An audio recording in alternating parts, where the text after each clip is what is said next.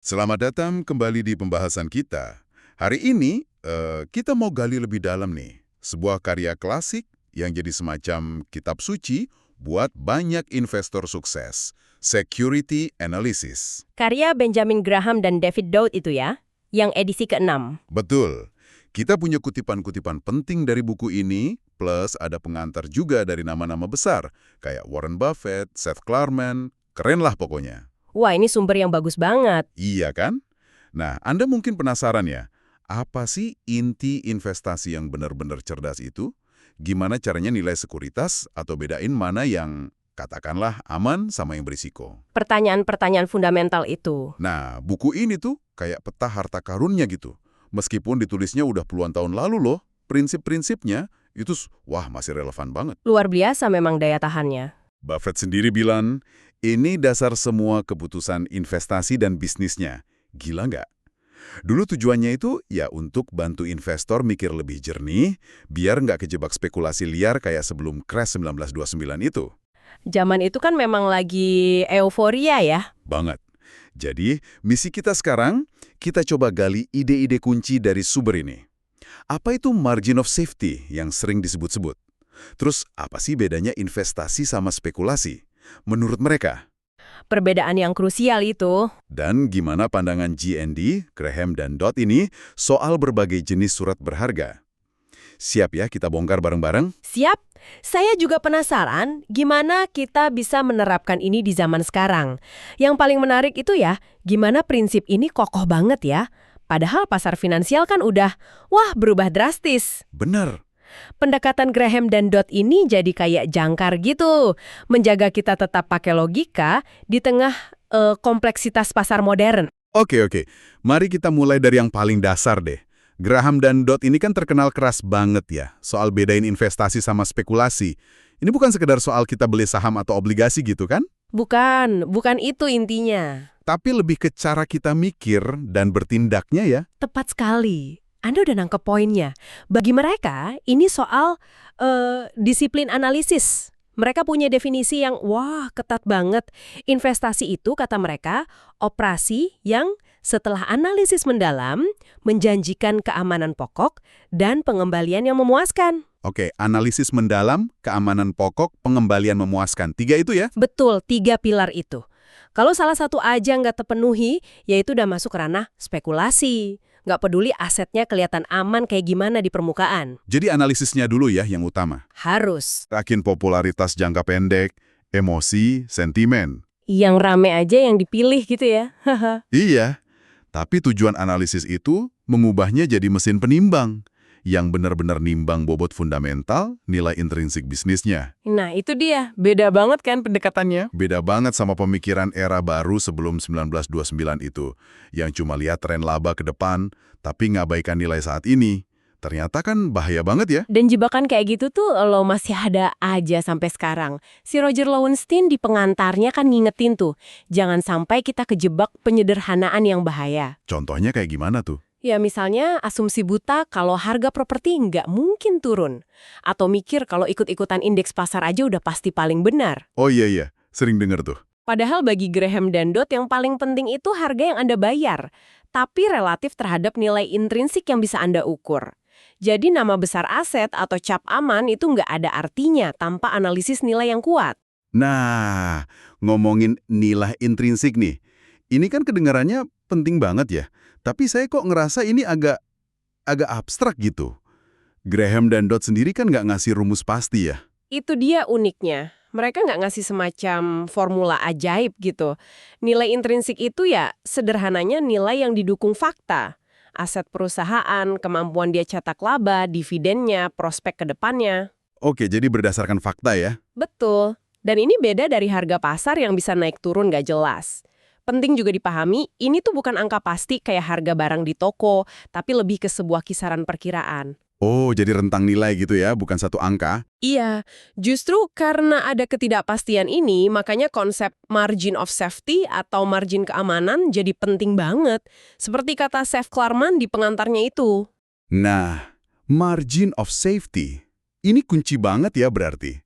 Jadi ini bukan cuma soal beli murah, tapi lebih ke semacam pengakuan kalau kita sebagai investor itu bisa salah gitu ya dalam analisis. Persis, Klarman itu menggambarkannya kayak beli dolar seharga 50 sen. Ini bukan soal serakah loh ya, tapi lebih ke kerendahan hati intelektual. Menarik. Kerendahan hati intelektual. Anda sengaja bangun bantalan, buat jaga-jaga kalau analisis Anda mungkin keliru, atau ada nasib buruk yang nggak terduga, atau ya sekedar pasar lagi aneh aja gitu. Tanpa margin itu, wah, satu kesalahan aja bisa fatal buat modal Anda. Kebayang sih. Ada contoh nggak gimana ini bekerja di dunia nyata? Mungkin kayak saham net-net yang dulu dicari Graham itu. Saham yang harganya di bawah modal kerja bersihnya. Ya, net-net itu contoh klasik banget. Secara teori kan, Anda beli aset lancar perusahaan dengan diskon gede, bahkan setelah semua utangnya dikurangi. Kayak beli dompet isi uang 100.000, tapi harganya cuma 70.000 gitu ya? Kurang lebih gitu, hahaha. Meskipun, kata Lowenstein juga, peluang kayak gitu sekarang makin susah dicari sih. Iya juga ya. Contoh lain yang mungkin lebih relevan sekarang, yang dikasih Lowenstein soal obligasi sama saham Excel Energy. Waktu itu kan lagi panik di sektor utilitas, harga saham sama obligasinya anjlok. Oh, jadi karena sentimen pasar gitu ya? Betul. Tapi kalau dianalisis fundamentalnya dengan tenang, ternyata nilai intrinsik perusahaannya jauh di atas harga pasar yang lagi panik itu. Nah, selisihnya itu margin keamanannya. Peluang buat investor rasional pas orang lain lagi pada takut. Wah, jadi analisis mendalam itu bisa nemuin nilai justru pas pasar lagi emosional ya? Oke. Sekarang, gimana kalau kita lihat GND ini nerapin prinsip tadi ke jenis-jenis sekuritas yang beda? Berdasarkan kutipan yang kita punya nih, mulai dari obligasi dulu deh, atau investasi pendapatan tetap. Apa prinsip utama mereka di sini? Nah, untuk obligasi, prinsip utama mereka ini agak beda dari pandangan umum waktu itu.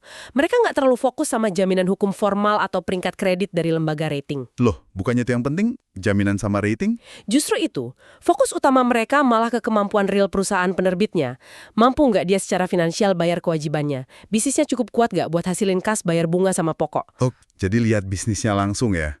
Betul, contoh Federated Department Stores yang disorot Lowenstein itu kan pelajaran mahal. Investornya terlena sama jaminan aset toko, tapi nggak memperhatiin kesehatan bisnis retailnya yang makin parah. Akhirnya rugi besar pas bangkrut. Jadi intinya, obligasi sebagus apapun jaminannya, Tetap aja ya kalau perusahaannya. nggak akan aman kalau perusahaannya sendiri nggak sehat gitu kan? Betul, itu prinsip dasarnya. Kesehatan perusahaan itu nomor satu. Meskipun ya ada pengecualian dikit, misalnya buat obligasi yang dijamin aset spesifik kayak Equipment Trust Certificates itu, biasanya lebih aman karena ada aset fisik langsung. Oke. Tapi secara umum, kesehatan perusahaan itu segalanya. Mereka juga tekanin pentingnya standar minimum kelayakan. Jangan beli obligasi dari perusahaan yang kondisi keuangannya mepet banget. Dan pastiin perusahaannya tahan banting kalau ekonomi lagi susah. Buku ini kan nyebut beberapa jenis obligasi ya. Ada debenture yang tanpa jaminan aset, mortgage bond yang pakai jaminan aset, terus ada income bond yang bayar bunganya tergantung laba. Apa sih poin penting dari beda-beda jenis ini menurut mereka? Poin utamanya itu bukan sekedar kita hafal jenis-jenisnya. GND bilang label itu nomor 2. Yang paling penting itu lihat keseluruhan struktur modal perusahaannya. Struktur modal? Maksudnya gimana tuh? Iya, posisi obligasi Anda itu ada di mana dalam tumpukan utang perusahaan. Terus, apakah perusahaan ini secara keseluruhan sehat banget nggak buat bayar semua utangnya, termasuk obligasi yang Anda pegang? Oh, jadi lihat gambaran besarnya ya? Iya. Contoh Cudahe Packing versus Atchison yang mereka kasih itu bagus banget. Di Cudahe, obligasi junior debenture malah lebih menarik karena perusahaannya kuat banget secara keseluruhan. Sementara di Atchison, mungkin lebih aman bayar sedikit lebih mahal buat keamanan ekstra obligasi senior, mortgage bond. Jadi, analisis menyeluruh itu kuncinya, bukan cuma label obligasinya aja. Oke, paham. Jadi bukan cuma nama jenisnya, tapi posisi dan kesehatan perusahaan secara umum. Nah, itu soal obligasi. Sekarang kita geser ke yang agak unik nih, saham preferen, preferred stocks. Sumber ini sering banget nyebut ini. Gimana pandangan GND soal instrumen ini? Saham preferen ini menarik ya, karena sifatnya kayak campuran gitu. Campuran gimana maksudnya? Di satu sisi, yang punya saham preferen ini kan dapat prioritas dibanding saham biasa. Buat dividen, sama kalau perusahaan likuidasi, dapat aset duluan. Oke, itu bagusnya. Tapi di sisi lain, pembayaran dividennya itu diskresioner. Maksudnya, Dewan Direksi bisa aja mutusin nggak bayar dividen preferen kalau mereka juga nggak bayar dividen saham biasa. Oh, jadi nggak dijamin. Pasti dapat ya. Nggak dijamin. Nah, karena sifatnya yang setengah obligasi setengah saham ini, Gendi ngelihatnya bisa jadi investasi pendapatan tetap yang oke kalau perusahaannya kuat dan aman, tapi bisa juga jadi spekulatif banget kalau keamanannya diragukan. Jadi balik lagi, kuncinya di analisis perusahaannya ya. Seberapa kuat dia. Betul sekali. Dan khususnya analisis kemampuan perusahaan buat nutupin pembayaran dividen preferen itu. Gendi tekenin banget pentingnya ngitung earnings coverage atau cakupan laba dengan benar. Gimana cara ngitung yang benar? Harus dipastiin laba perusahaan itu cukup buat nutupin semua beban bunga obligasi, ditambah dividen preferen. Mereka kasih contoh kasus Colorado Fuel and Iron, di mana banyak analis salah hitung karena nggak masukin semua beban prioritas lainnya. Jadi hitungannya jadi kelihatan bagus padahal enggak. Wah, detail juga ya analisisnya harus. Harus teliti. Terus ada fitur kayak dividen kumulatif sama non-kumulatif. Bedanya apa tuh dan gimana pandangan GNT? Bedanya lumayan gede. Kalau dividen kumulatif, itu kayak utang dividen gitu. Kalau perusahaan nggak bayar tahun ini, jumlahnya numpuk dan harus dilunasin dulu sebelum pemegang saham biasa bisa dapat dividen. Oke, jadi lebih aman ya yang kumulatif. Secara teori iya. Nah, kalau yang non-kumulatif, dividen yang nggak dibayar tahun itu ya hilang aja gitu buat investor. Angus. Wah, rugi dong. Makanya, GND nganggep fitur non-kumulatif ini sebenarnya nggak adil buat investor preferen. Mereka cerita kasus St. Louis San Francisco Railway, di mana pemegang saham preferen non-kumulatif nggak dibayar bertahun-tahun, padahal kadang perusahaannya sebenarnya mampu bayar. Nggak fair ya kedengarannya. Tapi saya baca sekilas di outline tadi, bukannya ada temuan menarik ya di buku ini kalau beberapa saham preferen non-kumulatif justru kinerjanya bagus. Ini agak aneh nggak sih? Super menarik dan malah memperkuat argumen utama GND. Oh ya? Gimana tuh? Iya, mereka nemuin beberapa saham preferen non-kumulatif dari perusahaan yang kuat banget, ternyata punya rekam jejak pembayaran dividen yang stabil dan harga sahamnya juga bagus. Loh, kok bisa? Padahal kan fiturnya nggak menguntungkan investor. Paradoks ini justru menggarisbawahi tesis utama mereka. Bentuk hukum sekuritasnya, namanya apa, hak-hak kontraktualnya gimana, itu semua pada akhirnya kalah penting dibanding kinerja aktual dan kekuatan fundamental perusahaan yang nerbitinnya. Jadi ujung-ujungnya balik ke kualitas perusahaannya lagi ya? Persis, analisis fundamental perusahaan itu rajanya, bukan label sekuritasnya. Mau namanya preferen non-kumulatif kek, kalau perusahaannya super solid, ya tetap bisa bagus. Oke. Menarik banget ini soal saham preferen. Nah, sekarang kita pindah ke primadona pasar nih. Saham biasa, common stocks. Gimana pendekatan Graham and Dodd di sini? Beda nggak sama cara orang lihat saham biasa sekarang? Pendekatan mereka buat saham biasa itu ya cukup beda dari euforia era baru sebelum 1929 itu. Mereka lebih suka lihat saham biasa itu kayak kita punya bisnis pribadi aja gitu. Fokusnya ke aset nyata, nilai buku, kekuatan neracanya. Bisa dibilang gitu. Ini beda banget sama pandangan masa itu yang cuma terobsesi sama proyeksi tren laba masa depan. JND nganggap itu spekulasi berbahaya karena nggak ngabaikin nilai saat ini. Terus soal dividen gimana? Penting nggak buat mereka? Nah, peran dividen ini mereka anggap agak kompleks. Bisa jadi penting banget sebagai bukti nyata kemampuan laba dan kemauan manajemen buat bagi hasil ke pemegang saham. Oke, sebagai bukti ya. Tapi bisa juga nggak terlalu relevan kalau perusahaannya punya peluang reinvestasi laba yang jauh lebih menguntungkan daripada dibagiin. Mereka bandingin kasus Woolworth yang rajin bagi dividen sama US Steel yang nahan laba buat investasi. Buat nunjukin nggak ada aturan baku soal ini. Jadi tergantung kondisi perusahaan dan peluangnya ya. Betul. Menariknya nih, para pengantar edisi modern kayak Klarman sama Lowenstein itu bilang fokus analisis sekarang banyak geser ke metrik arus kas bebas atau free cash flow. Oh, free cash flow ya. Kenapa itu? Dianggap sebagai ukuran kesehatan bisnis yang mungkin lebih andal daripada laba akuntansi versi lama. Ini kayak semacam evolusi dari prinsip JNED lah. Tetap fokus ke kemampuan menghasilkan kas, tapi ukurannya lebih disempurnakan. Paham. Terus gimana soal saham perusahaan yang lagi tumbuh pesat? Growth stocks gitu. Apa JND nggak suka sama yang beginian? Mereka nggak anti pertumbuhan kok, tapi mereka sangat-sangat anti bayar kemahalan buat pertumbuhan itu. Oh, jadi masalahnya di harga ya? Iya, Potensi besar dari perusahaan bertumbuh itu diakui, tapi mereka ingetin keras, jangan sampai euforia pertumbuhan bikin kita lupa sama valuasi yang rasional. Analisis kuantitatif yang solid harus tetap jadi dasar, bukan cuma cerita indah soal pertumbuhan. Jadi tetap harus hitung-hitungan ya? Harus. Justru G&D sering lihat peluang terbaik itu di tempat yang nggak populer.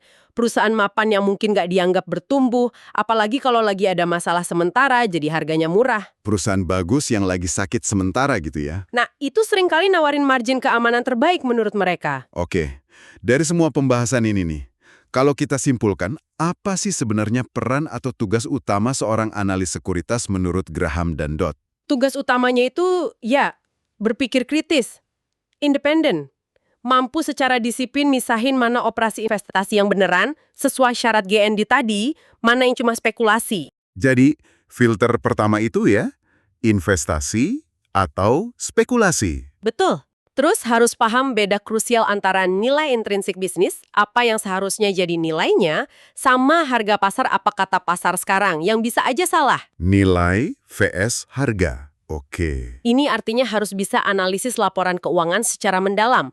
Bukan cuma terima angka gitu aja, tapi gali lebih dalam. Cari tuh pos-pos non-berulang yang bisa nyamarin laba asli. Pertanyakan kewajaran biaya, kayak depresiasi, dan sadar kalau data masa lalu itu cuma panduan, bukan jaminan masa depan. Wah, kerjaan detektif juga ya jadi analis ini? Haha, bisa dibilang gitu. Harus teliti dan skeptis. Jadi bukan soal ngeramal harga saham mau kemana atau kapan waktu terbaik buat beli dan jual gitu ya? Sama sekali bukan. Graham dan Dodd itu skeptis banget sama kemampuan siapapun buat konsisten ngeramal pasar, forecasting, atau nentuin waktu pasar, market timing. Jadi nggak usah coba-coba jadi dukun pasar ya? Haha, nggak usah deh. Fokus analis itu seharusnya nemuin kesenjangan. Selisih yang signifikan antara harga pasar sekarang sama kisaran nilai intrinsik yang bisa dijelasin pakai analisis rasional berdasarkan fakta bisnis. Tugasnya nilai bisnis, bukan nebak arah pasar. Termasuk berani mempertanyakan manajemen juga. Oh iya, itu juga penting. Kalau dirasa keputusan manajemen nggak sejalan sama kepentingan pemegang saham jangka panjang, ya analis harus berani ngomong. Kayak contoh kasus White Motor yang mereka ceritain itu. Oke. Baik, jadi kalau kita tarik benang merah nih dari pembahasan kita berdasarkan sumber-sumber ini ya, kebijaksanaan utama Graham dan Dodd yang abadi itu. 1. Bedain jelas investasi, analisis, aman, return cukup, sama spekulasi. Penting banget itu. 2. Selalu tuntut margin of safety. Jangan bayar harga pas buat perlindungan dari salah dan nggak pasti. Bantahan telan keaman. 3. Nilai sekuritas itu dari kekuatan fundamental perusahaan di baliknya. Bukan cuma label atau jenisnya. Mau obligasi preferent atau biasa, lihat dalamnya. Analisis bisnisnya. Dan 4. Fokus ke analisis mendalam yang independen. Jangan coba-coba jadi peramal pasar. Betul sekali. Dan mungkin satu hal penting buat ditambahin, seperti kata Seth Klarman, value investing gaya GND ini bukan jalan pintar loh ya. Oh, bukan cara cepat ya? Bukan. Ini butuh kesabaran yang, wah, luar biasa. Butuh disiplin baja buat tetap pegang prinsip pas pasar lagi menggila. Dan kemauan buat terus belajar, terus analisis fakta tanpa henti. Ini maraton, bukan lari sprint. Cara bangun kekayaan pelan-pelan sambil jagain modal Anda dari rugi permanen. Pesan yang bagus banget itu. Sabar, disiplin, terus belajar. Nah, sebagai penutup nih, ada satu hal yang menarik mungkin untuk Anda renungkan. Apa tuh? Di zaman Graham dan Dodd dulu, tantangannya kan informasi finansial itu langka ya. Susah nyarinya. Iya, benar. Sekarang, kayak kata Lowenstein, kita malah kebanjiran informasi. Tsunami informasi lah. Data ada di mana-mana tiap detik. Nah, menurut Anda nih, perubahan drastis ini mengubah tantangan buat nerapin prinsip GND nggak? Apa jadi lebih gampang karena data banyak, atau malah lebih susah buat nyaring sinyal penting dari semua kebisingan informasi itu? Dan gimana caranya kita bisa nerapin konsep margin of safety, nggak cuma ke harga aset, tapi juga ke kualitas informasi yang kita pakai buat ambil keputusan? Wah, itu dalam sekali pertanyaannya. Nah, sebuah pertanyaan untuk Anda bawa pulang dan pikirkan lebih lanjut. Sampai jumpa di pembahasan kita berikutnya.